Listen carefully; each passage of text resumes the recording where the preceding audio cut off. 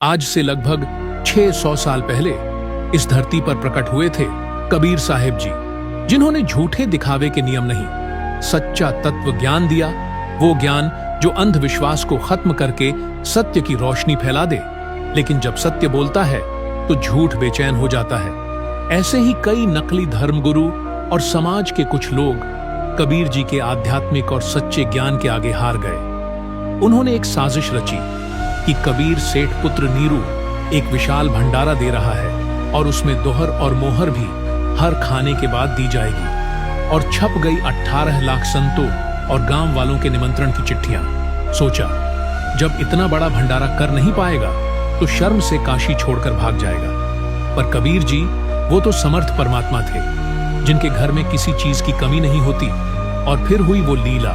सभी साधु संत, बाबा, गांव वाले जो भंडारे में आए थे, उन्हें तीनों समय भंडारा, हर बार दोहर, मोहर, सूखा राशन भी दिया, जैसे सूखा आटा, चावल इत्यादि। पर अन्न भंडार समाप्त न हुआ, चाहे कोई 3 बार भंडारा करे या 4 बार। हर बार भोजन करने के बाद उन्हें वही दोहर मोहर दी गई।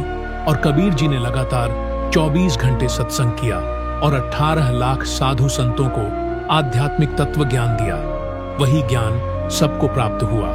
जहां सत्य होता है वहीं संपूर्णता होती है। यही लीला आज संत रामपाल जी महाराज कर रहे हैं, जो स्वयं कबीर जी का ही अवतार हैं। फिर से वही विरोध किया, जेल तक भेज दिया गया, पर सेवा रुकी नहीं। वही समर्थता, वही प्रेम अन्नपूर्णा मुहिम के जरिए गरीब को अन्न, बेघर को घर और हर इंसान को बराबरी का अधिकार। आज गांव-गांव बच्चे, यहां तक कि मंत्री विधायक सब चिल्ला चिल्ला कर कह रहे हैं, एक भगवान ही सबके लिए इतना कर सकता है।